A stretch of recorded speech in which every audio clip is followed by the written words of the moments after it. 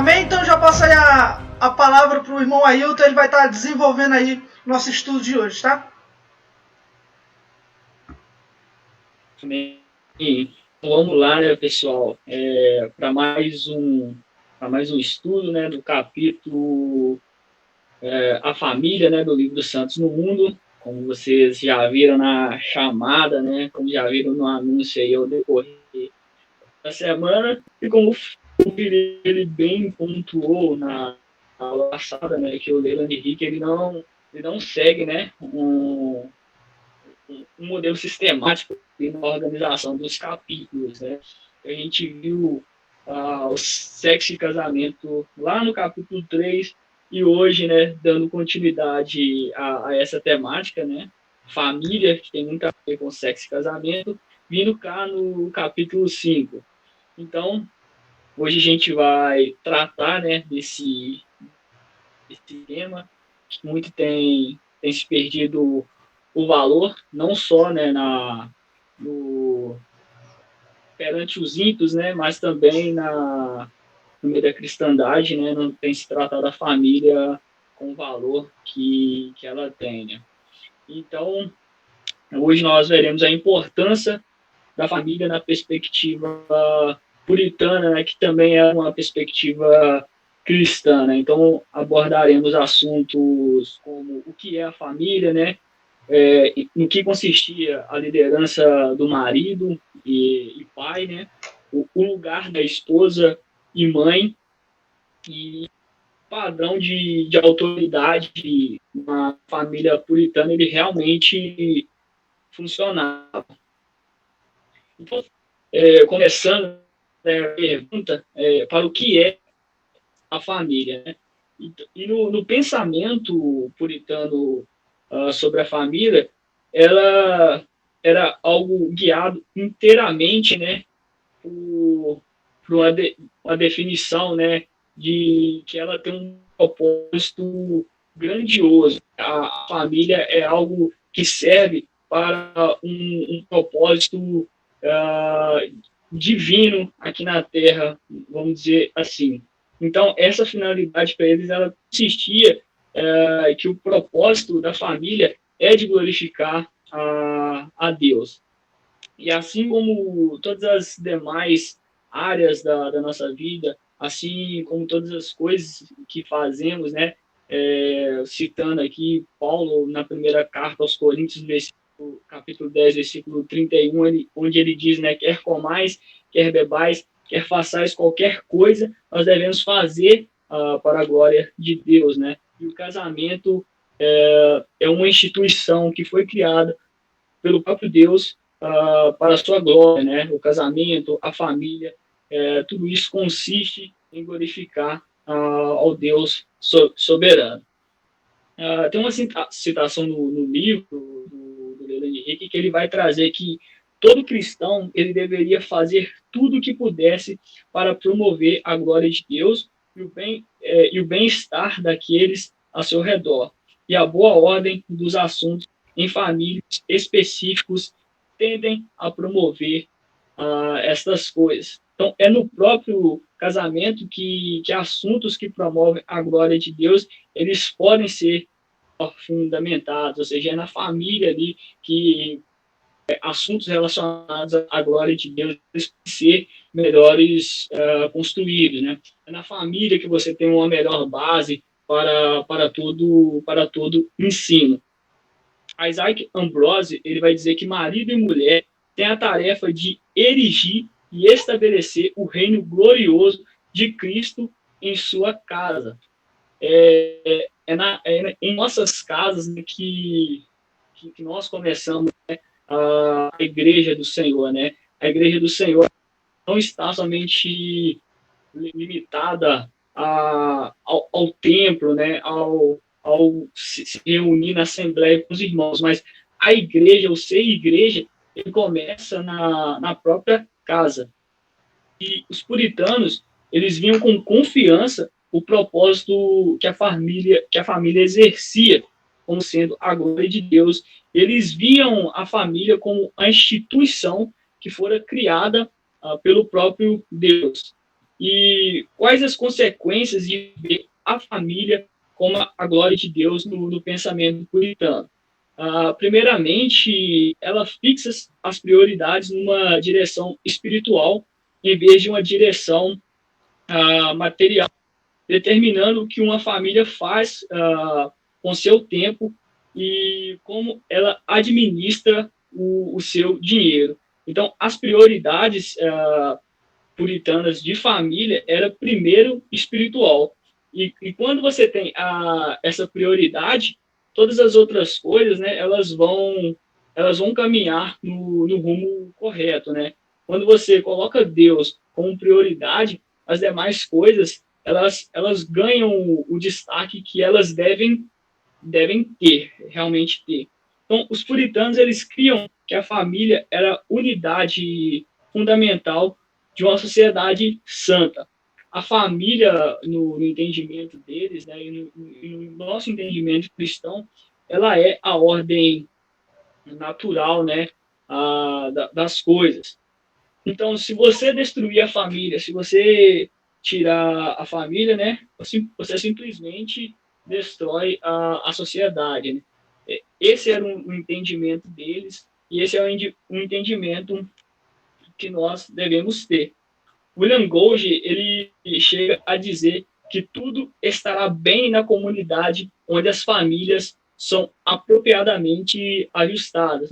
Então, ou seja, onde existem famílias que se fundamentam à luz das escrituras, à luz da Bíblia, haverá uma boa comunidade. Né? Sem o conhecimento de Cristo, sem o entendimento de quem é Deus, não existiria, não existe uma boa sociedade. Cotton Mather vai nos dizer, por exemplo, que famílias bem organizadas naturalmente produzem uma boa ordem a outras sociedades.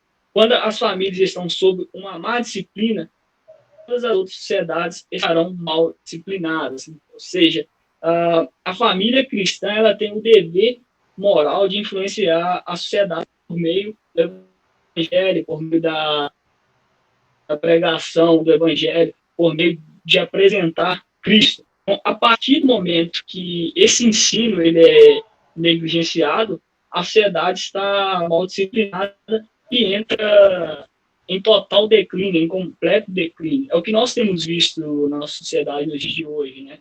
Uma sociedade que esqueceu totalmente de Cristo e tem caminhado a passos largos para a destruição. Nós temos visto os homens invertendo a ordem natural das coisas, né? Aceitando o errado como se fosse o certo, simplesmente porque nós cristãos nós temos negligenciado o evangelho, nós temos omitido Cristo dessas pessoas, nós não temos levado Cristo, nós não temos apresentado Cristo, nós não estamos influenciando a sociedade como nós deveríamos. Então, é a família que deve influenciar positivamente a sociedade. E o princípio disso seria catequizando, instruindo e educando as suas crianças por meio de uma cosmovisão cristã.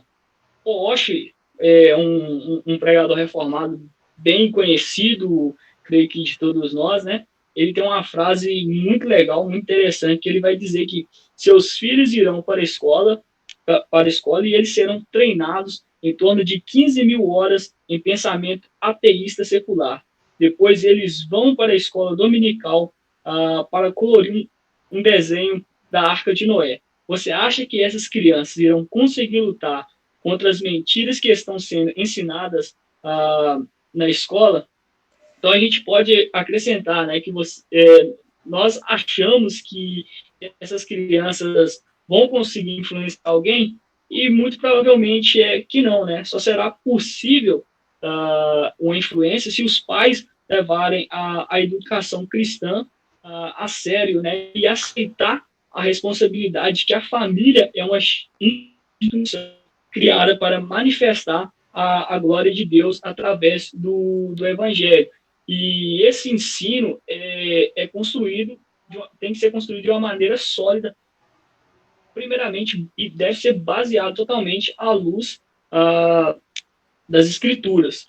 Robert Clever, ele nos oferece um resumo do que é, né, do que é uma família, né? Para o que é uma família? Ele vai dizer que uma família é como se fosse uma pequena comunidade por cujo bom governo a glória de Deus pode ser promovida. A comunidade que é constituída por várias famílias beneficiada e todos que vivem nessa família podem receber muito conforto e comodidade.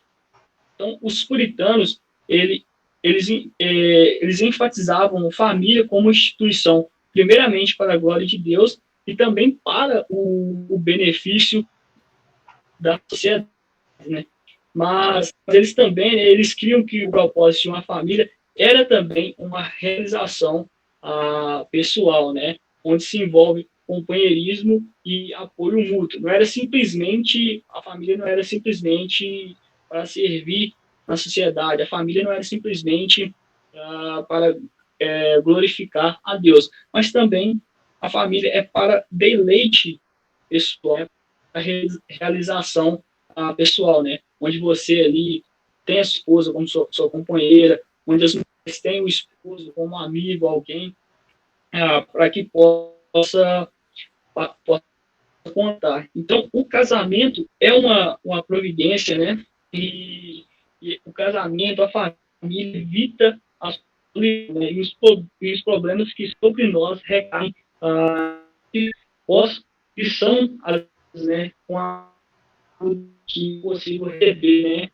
por meio da família, né, por meio do casamento. Então, os puritanos, eles não viam somente como o casamento como algo, a família como algo que fosse glorificar a Deus, mas também que era para o próprio deleite pessoal, né? Mas esse deleite pessoal, né, só seria possível se o primário fosse atendido, que era a glorificação a Deus.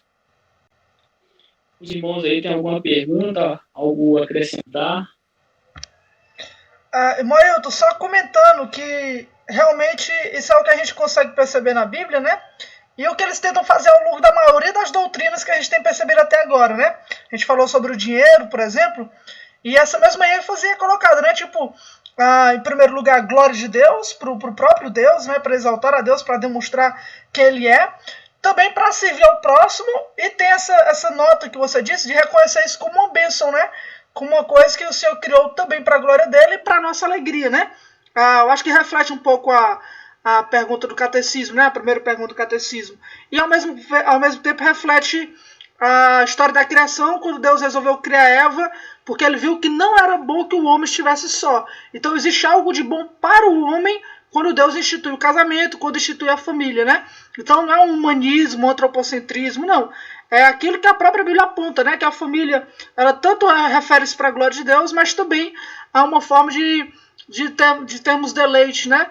Há uma forma de servir para o nosso próprio bem, né? Isso é bem interessante. Exato.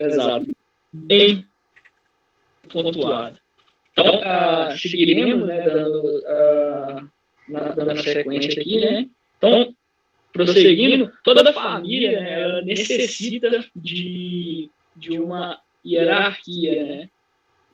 Então, aí que entra, né, a liderança pai, né, a liderança do marido, né? E eles viam, né, de fato, o marido, o pai, né, como o cabeça, né?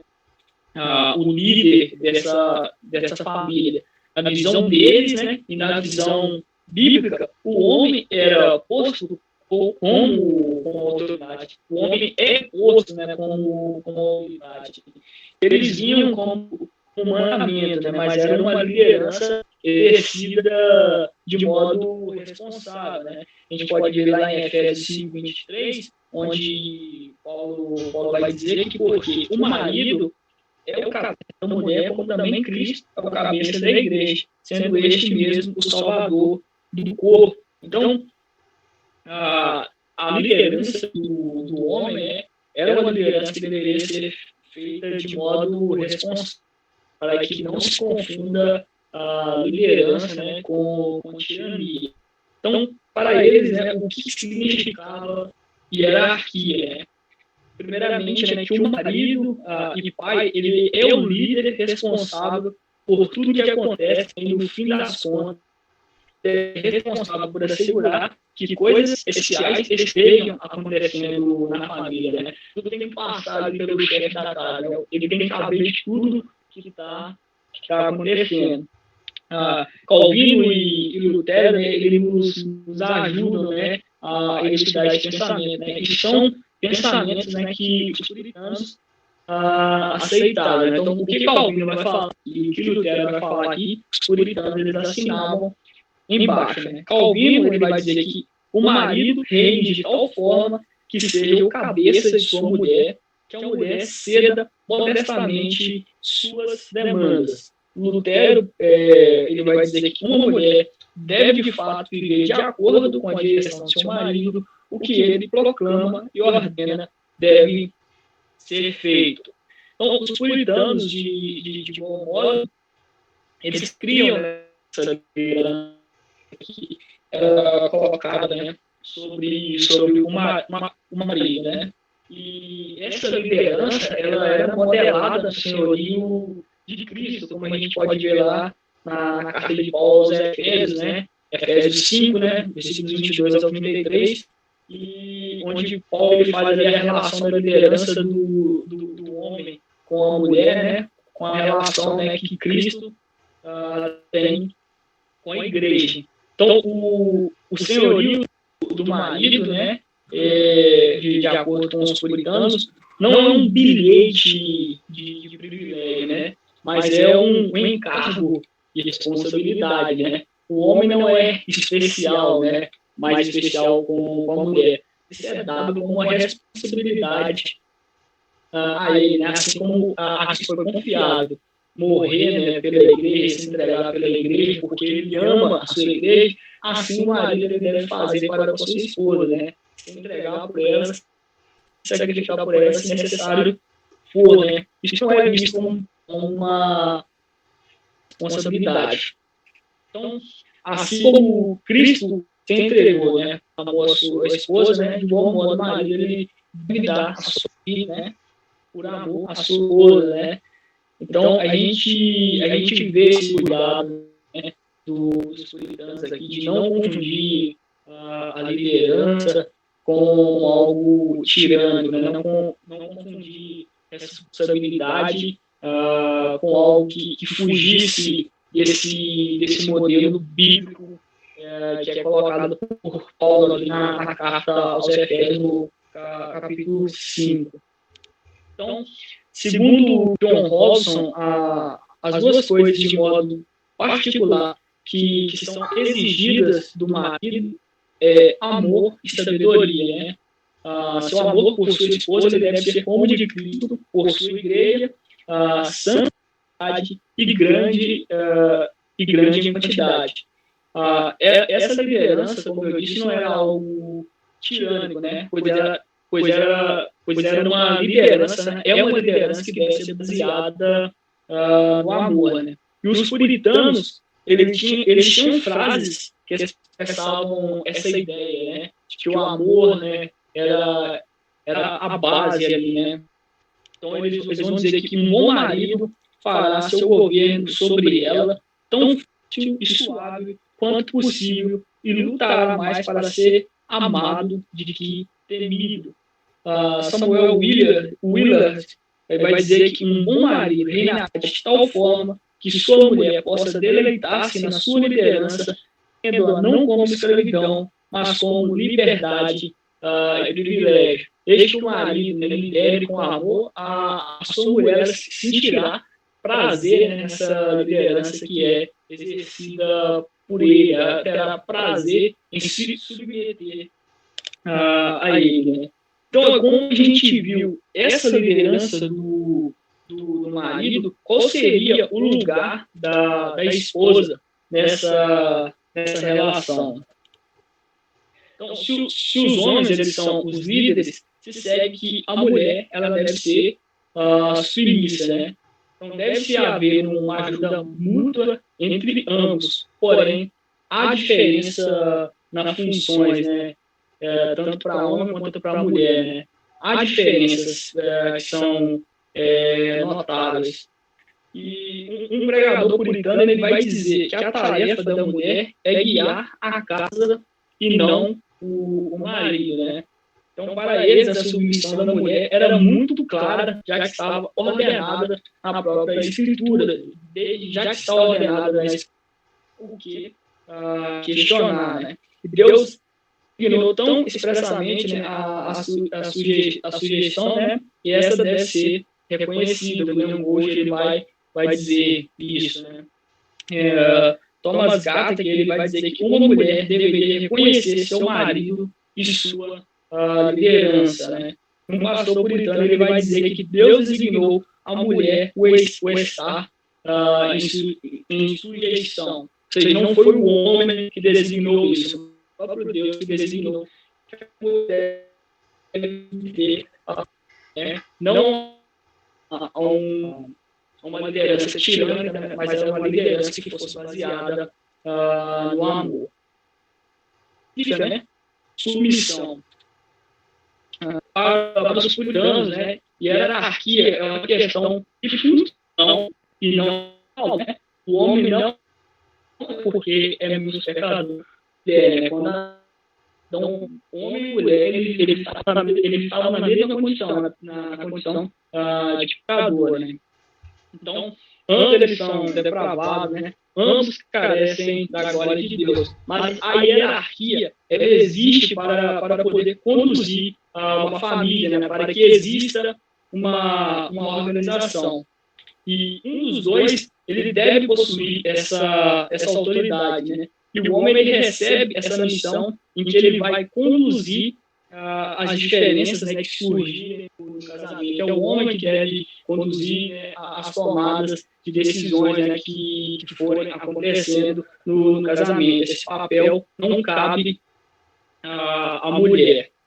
Robert Clay ele vai dizer que a mulher deve submeter-se a ele, reconhecendo como seu cabeça, para que afinal eles possam assim concordar como a condição do casamento requer. Submissão é algo com que uma esposa deve consentir por sua própria iniciativa. É algo que flui naturalmente.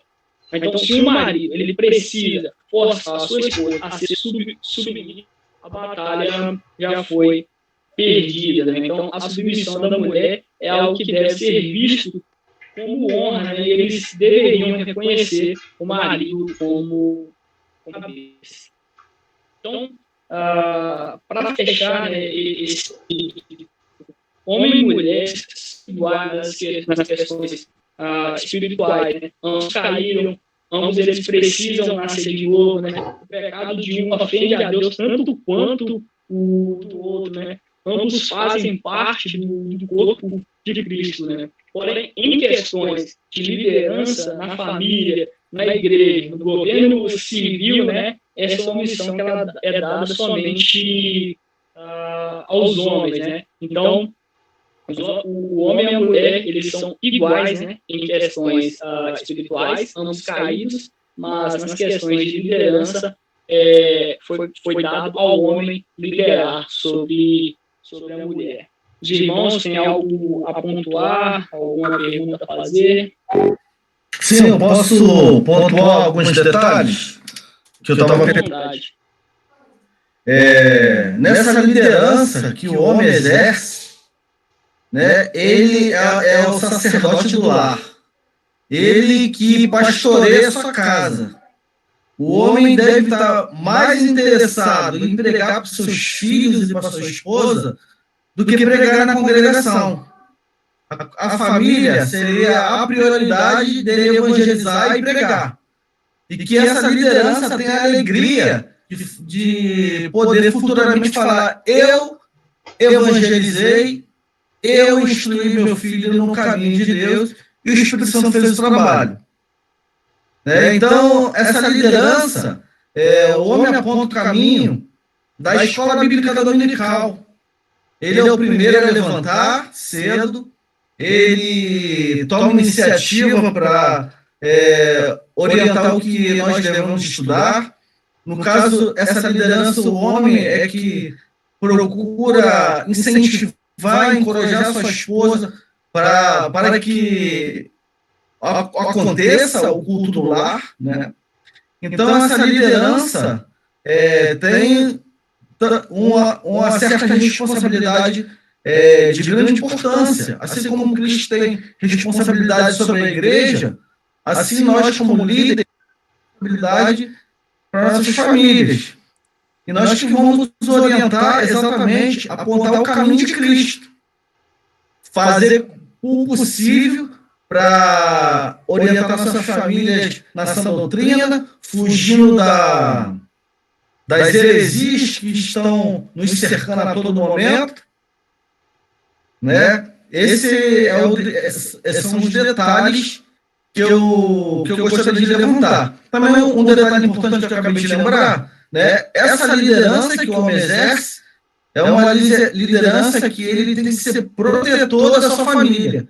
E se preciso for, ele é o primeiro a entregar a sua vida em favor da família.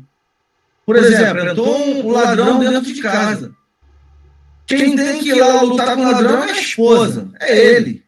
Quem tem que arriscar a sua vida em algum momento pela família é o homem. Essa liderança traz essas responsabilidades que são importantíssimas.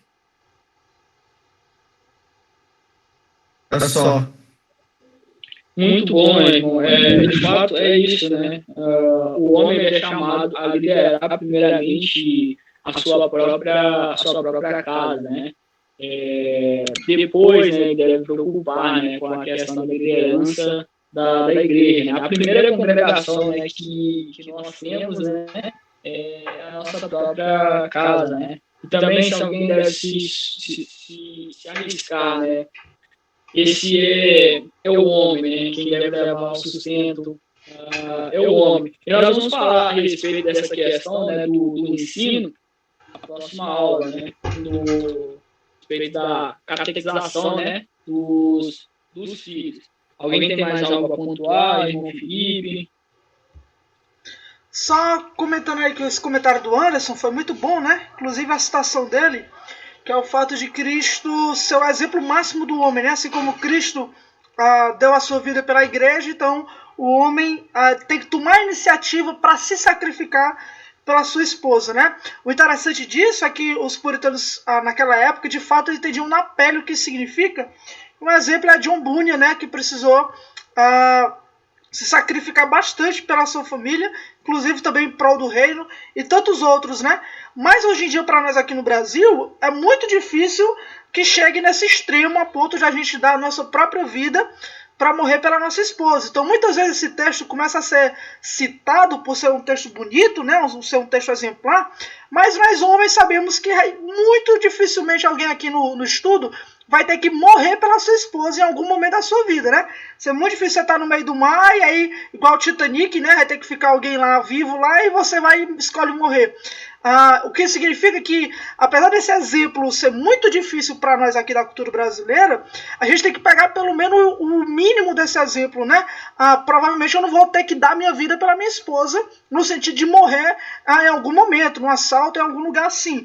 Mas eu tenho a responsabilidade como líder servir ela no mínimo detalhe. Como, por exemplo, até para pegar um copo com água antes de dormir, ou então para ajudar em alguma coisa dentro de casa, ou então para poder gastar mais tempo lendo a minha Bíblia para mim e estudando a minha Bíblia para ela, né? No sentido de que você tem que separar o seu próprio devocional e, além disso, ainda ter um conteúdo para passar no culto doméstico. Então, essas coisas pequenas são exigidas, né? Esse exemplo de Cristo é o exemplo máximo, o exemplo extremo, o exemplo maior, né? O ápice do que significa entregar a vida por alguém, né? Mas, já que muito provavelmente a gente tem essa cultura no Brasil, a gente não pode simplesmente citar esse texto como um texto bonito de ser citado, sabendo que vai ser muito difícil de ser cumprido, né? Porque provavelmente isso não vai acontecer. Mas a gente tem que usar esse princípio principal, que é justamente se gastar cada dia, né, na liderança, sendo os primeiros a se sacrificar por isso. Só um detalhe, Felipe. É importante ressaltar aí falou, certamente nós na nossa cultura nós não vamos praticamente enfrentar o ladrão, alguma coisa assim, provavelmente não vai acontecer, né? Realmente, a ideia também é a gente matar o nosso ego, né? O nosso egoísmo dentro da própria casa, né? Dentro de casa. Isso, muito bom. Se você quer dizer. Eu entendi perfeitamente. Foi ótimo. Obrigado. De fato, a gente às vezes tem muita mania de romantizar, né, certos textos, né, da Bíblia. Então, dito, né, a respeito da liderança do marido, né, a respeito do lugar da mulher dentro do casamento, né, como que esse padrão de autoridade ele realmente, como que ele deve ser realmente praticado. Então, vamos lá. Esse padrão, né, vamos ver como que ele realmente funcionava na prática. Né? A liderança do marido, né, ela não significava que a mulher era sua serva, no sentido de ser escrava, né? No sentido de que ela não poderia nem abrir a boca para falar alguma coisa, porque é o homem que manda. Não é nesse sentido que funciona a liderança. Ou seja, antes de a mulher ela ser simplesmente sua mulher, né? Ela deve também ser a sua ajudadora, né? Ela deve ser a sua conselheira, né? E ela deve ser a sua consoladora, né? Então, a gente deve ver, né, a mulher, né, como essa pessoa, né? Como alguém que de fato vai somar, né? Como alguém de fato que vai estar ali presente em todos os momentos da vida, né? Não como alguém que será escrava e que você só chama mulher quando precisa. Não é essa a ideia. Então, os puritanos constantemente chamavam as suas mulheres de assistentes. Gato, ele chamou a mulher de uma ajuda ou uma assistência, não apenas uma parceira, mas uma ajudadora, não uma companhia apenas, mas uma assistente também. Então, para eles, a submissão ela também não significava que as mulheres são menos inteligentes, né? Não é isso que submissão quer dizer, né? Então, a hierarquia na perspectiva puritana, ela não significava que uma mulher ela não pudesse debater, né, com seu marido no sentido de propor ideias, né, ou de dialogar, né, e fazer planejamentos. Não é isso que a hierarquia ensina. Então, se a mulher tem alguma ideia, se ela acha que ele está em uma direção errada, pode muito bem chamar, né, o marido e propor um diálogo, né, propor, né, um debate, né, onde eles vão ajustar, né, as suas ideias. Samuel Williams ele chega a dizer que o marido ele deveria ser obedecido somente se pudesse sustentar seu ponto de vista pela Bíblia, né, e expor diante dela, né, uma convicção suficiente de seu dever para agir de acordo com ele, pois ele não tem nenhuma autoridade de coerção, né? Ou seja, o homem ele não deve impor sobre a sua mulher coisas que não estão na Bíblia, que não estão nas Escrituras, né? Isso foge ao princípio daquilo porque o relacionamento deve ser pautado, que é no amor.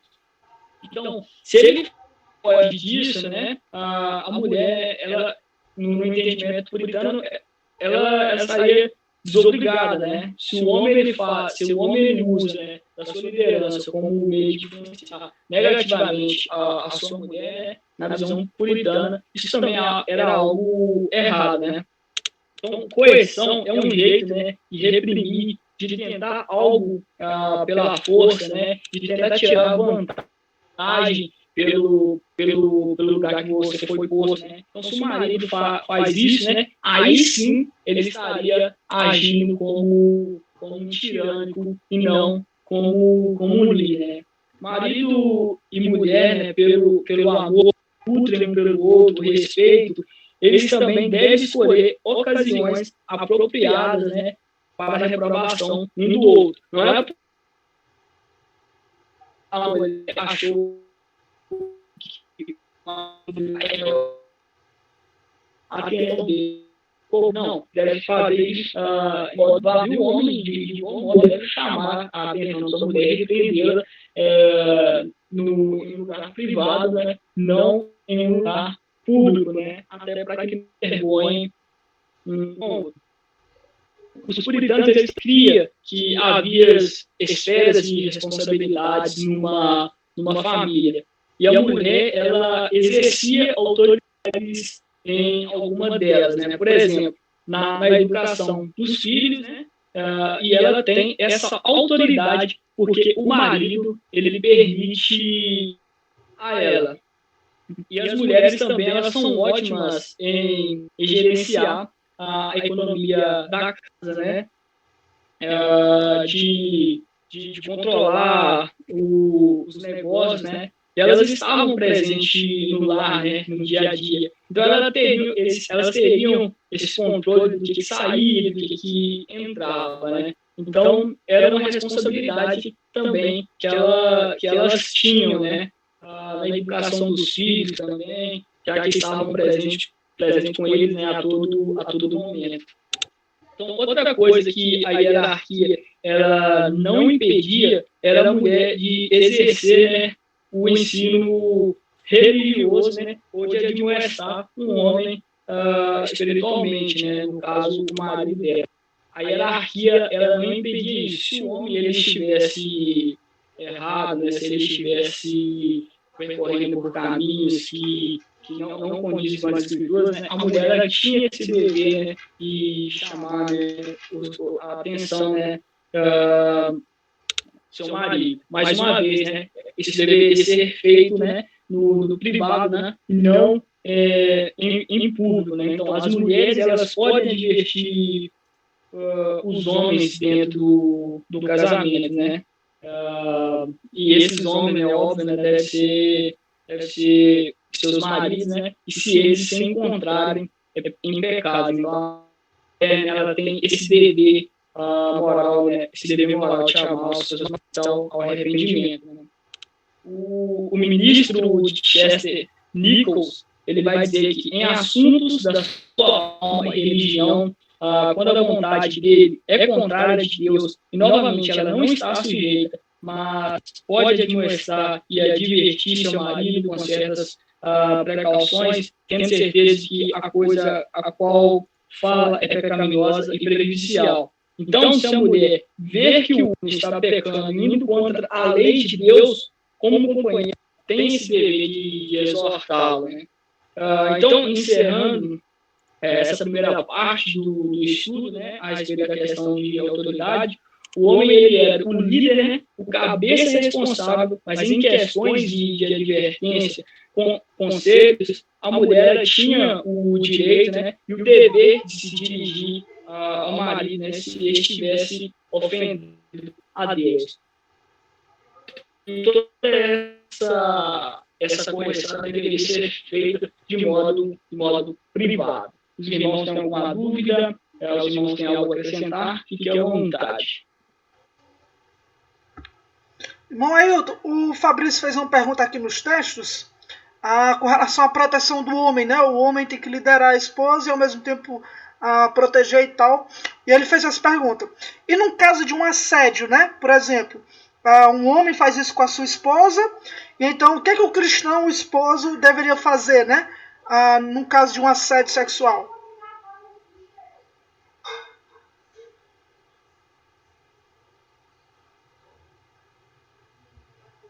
Deu para entender a pergunta, mais ou menos? Não entendi muito bem o que ele quis colocar. Tipo assim, o homem ele tem que servir como um protetor da esposa, né? Um líder e protege também.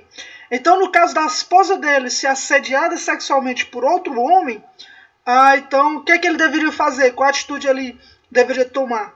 Eu acho que talvez aqui entre a tensão que ele esteja colocando, entre fazer justiça com as próprias mãos, ou autoridade, ou então como cristão perdoar, não sei.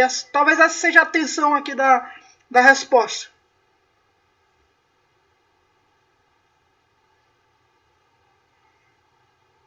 Então, eu acredito, né, que é um tema delicado, né, até para os nossos dias, né, que nós faríamos, né. Mas, eu acredito que no modelo de santidade que eles viviam, né, sabendo também que nós não temos sangue de barata, né, eles creio que procurariam não agir, né, de violência, né, primeiramente, né. E eu acredito que não, né. O que você acha, Chico, nessa questão aí? Eu acredito que o correto a ser feito, né?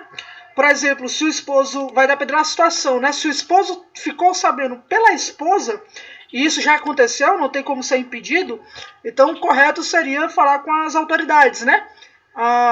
Denunciar, hoje em dia, né? Fazer o BO, essas coisas, para que a autoridade, para que aquilo que Deus instituiu possa tomar a atitude, né? Se for algo que ele viu no momento, então eu acredito que ele tem o dever, né, de impedir aquela situação, de fazer alguma coisa de forma a impedir aquele tipo de assédio, aquele ato, e então sim, claro, levar também as autoridades. Eu acho que talvez esse seja o caminho mais correto a seguir. Se o irmão Anderson, ou o irmão Caleb, ou qualquer outro tiver alguma ideia, pode ficar à vontade para comentar também. E eu acredito que nesse caso, né, a mulher, né, ela, como você mencionou, né, se a mulher, primeiramente, né, ela deveria também mencionar, né, se o homem ele não tem, se ele não viu, né, a mulher ela tem a obrigação, né, o dever moral, né, de comunicar, primeiramente, a seu esposo, né, que a situação ocorreu, né, até pela questão, né, da confiança, né, até pela questão de que o marido é o protetor dela, né? Isso, tem até uns textos do Velho Testamento, se eu não me engano, em Deuteronômio, que uma das coisas que a lei exigia era que uma mulher, por exemplo, que fosse estivesse sendo vítima de algum estupro, o dever dela era tentar pedir socorro, né? No sentido de mostrar resistência, né? Àquilo que está sendo feito.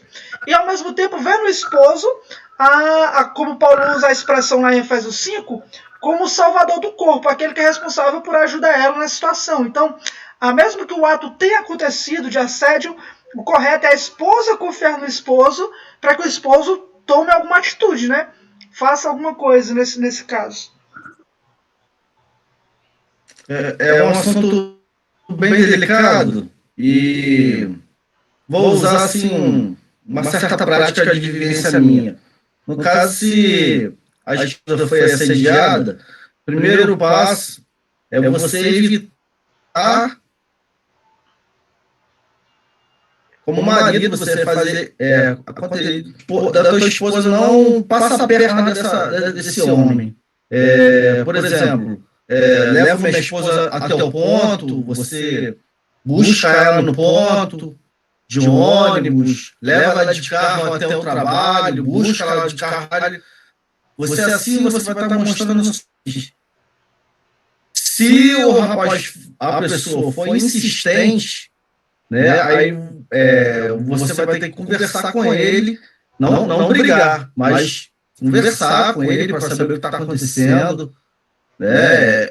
Mas você, primeiro, eu recomendo você tentar evitar com que sua esposa fique perto dessa pessoa. Obviamente dá um pouco mais de trabalho. Você vai levar sua esposa do trabalho, vai buscar, você vai mostrar sua presença. Isso aí já vai intimidar o rapaz que está assediando. Isso já intimida. Acredito que não vai nem precisar chamar para conversar, entendeu? É só... Excelente, irmão. Alguém tem mais algo a pontuar? Fique à vontade. As irmãs, principalmente, viu? Aproveitem que o tema hoje é sobre submissão, liderança, essas coisas, né? Na visão puritana. Então, podem ficar à vontade para perguntar aí pro irmão Ailton aí, que ele está disposto a responder, né, Ailton? Ô, tamo aí. Podem abrir o microfone aí e falarem. Às vezes também não é uma pergunta, mas algum acréscimo no que a gente falou.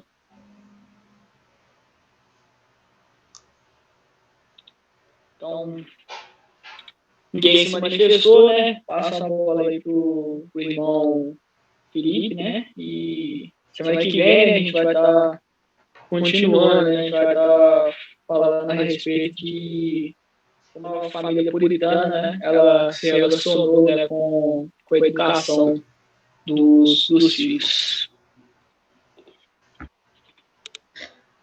Amém, então, né? Graças a Deus nós tivemos um bom estudo, né? Nós demos uma olhada aí um pouco sobre a questão do homem como cabeça do lar, como líder do lar, da esposa, o papel da esposa na submissão. E é bem legal, uma das coisas que o Ailton comentou, e que eu gosto muito na visão puritana, é a ideia de que submissão inclui o papel de auxiliadora, né? De auxiliar.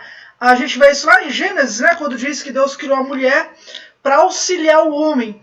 E então, no Novo Testamento, nós vimos mais uma linguagem com relação à submissão. Até no Velho Testamento, nós vemos exemplos a isso. E às vezes o pessoal parece que não consegue juntar essas duas coisas, né? Tem auxiliar de um lado, no sentido que parece que você tem que tomar uma atitude, né? Ajudar e tal, as esposas, as mulheres. E do outro tem submissão.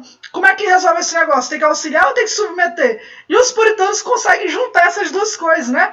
Eles dão a entender que a submissão é justamente uma submissão de auxílio, né? Como o irmão Ailton comentou, de complementação, no sentido de que você se submete no intuito de cumprir o propósito maior que foi dado por Deus, né, a família, que no caso é glorificar a Deus. Tem um texto que eu gosto muito, que é o texto de 1 Coríntios 11, e aí eu gostaria só de ler esse texto, Ailton, comentando brevemente. 1 Coríntios 11, verso de número 3. 1 Coríntios 11 é aquele famoso capítulo, né, onde vai falar sobre as mulheres usarem véu ou não dentro da igreja. Mas antes de Paulo entrar na polêmica, ele cita uma doutrina que todo mundo concorda. Paulo era muito inteligente, né? Se você for perceber aqui, ele nem entra na polêmica. Ele primeiro coloca uma doutrina que todo mundo concorda, e então, baseado nessa doutrina, ele aplica a exortação, né? É inteligente demais na argumentação dele.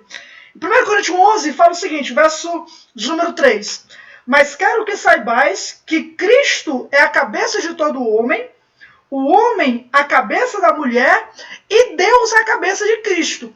Ou seja, não, da mesma forma como Cristo é a cabeça do homem, que o homem é a cabeça da mulher, Deus também é a cabeça de Cristo. Daqui os puritanos conseguiram tirar uma ideia de que quando a esposa se submete ao homem, por o homem ser o cabeça, ela também tem um exemplo disso no próprio Cristo.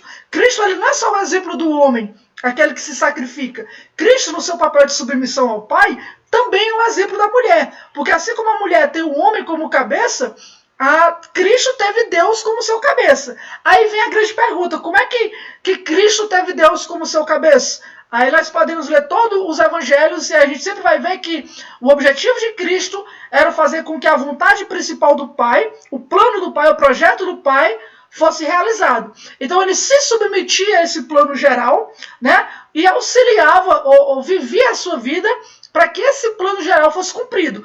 Aqui os puritanos uniam auxílio e submissão. Da mesma forma, a mulher se submete ao homem quando ela sabe que o homem tem um propósito principal, que a família tem um propósito principal, que é a glória de Deus, que é fazer o plano de Deus na terra, e então ela auxilia o esposo e o seu lar na prática, no auxílio, né, tentando fortalecer de alguma forma com o seu papel, para que o homem cumpra, para que a família cumpra aquilo que Deus estabeleceu. Então, temos aqui no exemplo de Cristo, né, essa junção entre submissão, Deus é o cabeça de Cristo, mas o auxílio, né, no sentido de que justamente por Deus ser o cabeça de Cristo, Cristo se submeteu a fazer o plano do Pai, o propósito do Pai acontecer. Assim a esposa ela se submete ao marido como Cristo, como a igreja a Cristo, quando ela busca fazer o papel principal do marido e da família, que é a glória de Deus, é a vida bíblica, né, acontecer. Então ela ajuda o esposo a tomar as decisões bíblicas, a santificação do esposo, né? Quando ela percebe algum pecado e tal, ela tem essa oportunidade para falar, para liderar a sua família, a sua casa não no sentido do esposo, né, mas talvez a palavra certa seja auxiliar na liderança do marido, né? Então, e tudo isso ela faz numa submissão bíblica. Se é submissa, não é ficar calada, né? Na visão puritana, não, como o irmão Ailton dissertou muito bem. Se é submissa, é justamente você poder se dispor a auxiliar de forma bíblica aquilo pela qual o seu esposo e a sua casa têm um propósito dado por Deus, que é a glória de Deus, né? E o deleite, e o serviço ao próximo, ou o deleite a si mesmo. Então esse é um comentário muito importante, e eu não podia deixar terminar esse vídeo sem comentar sobre isso, amém? Então, quero agradecer a todo mundo que participou. O próximo